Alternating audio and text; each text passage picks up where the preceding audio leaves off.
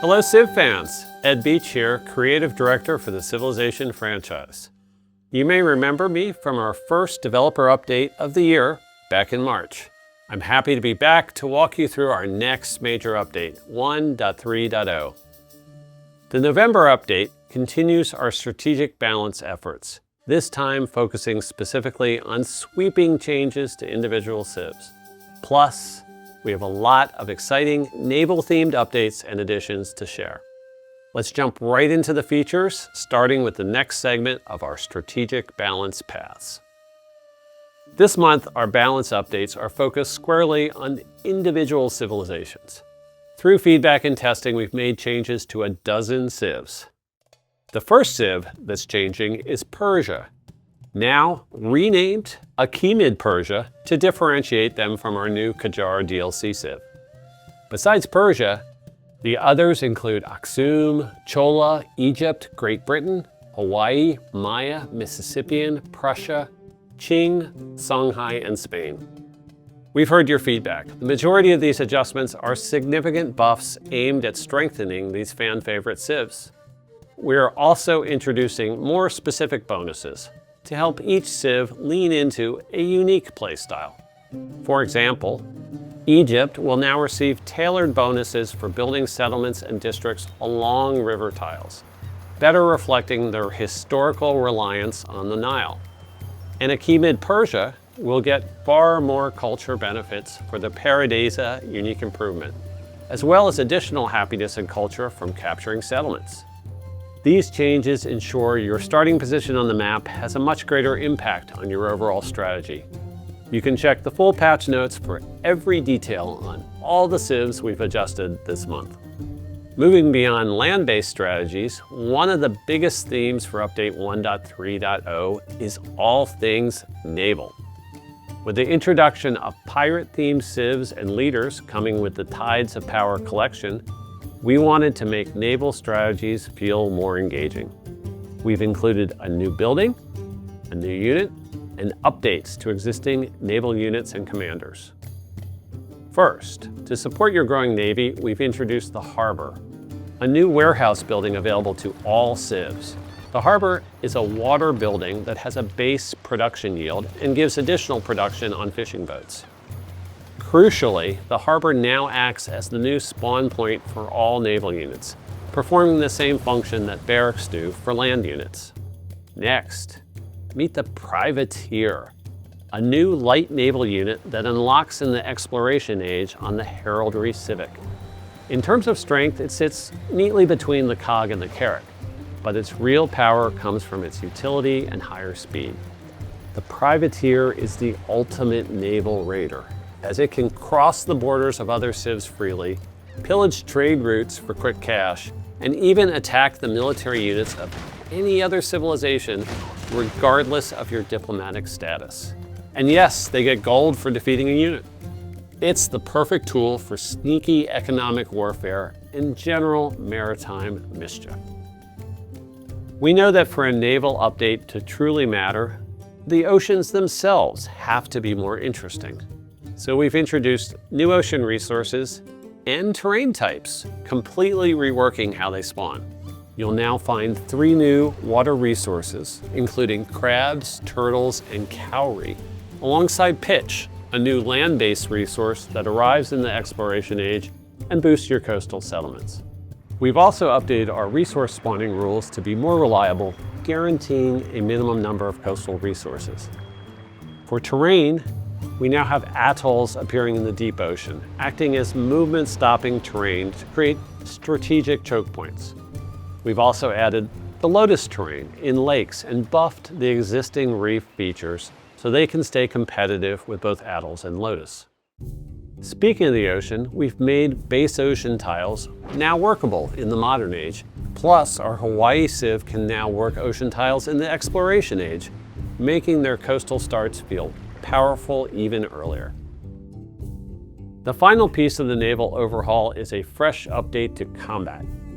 We've done a significant pass to make naval engagements feel more impactful and to clearly define the strengths of your seafaring units. Prior to this update, all naval combat was melee combat, but now we've added range units to the mix as well. We've broken naval units up into two types, light and heavy. Light units are melee and have increased movement, vision, and the ability to set up flanking attacks. Heavy units are our ranged units. These units are slower than light and don't have as much vision. However, heavy units make up for that lack of vision with their strong ranged attacks. Overall, these changes should make conquering the seas a much more strategic and deliberate endeavor. We have a couple of quality of life improvements to share as well. First, we've given the Treasure Fleet UI a much needed refresh. To ensure better clarity, we've added a clear treasure point value to the treasure convoys themselves, giving you an immediate sense of their worth when they arrive home. We also gave the resource icons refreshed art, specifically by removing the distracting color from their backgrounds to reduce visual clutter and help them pop. On the exploration front, we've improved the visibility of discoveries. When a unit with the Auto Explorer ability is selected, tiles containing discoveries will now be highlighted in blue with a white outline. This simple visual cue makes those hard-to-spot tiles much easier to find, whether you're using a starting scout or any other Auto Explorer capable unit.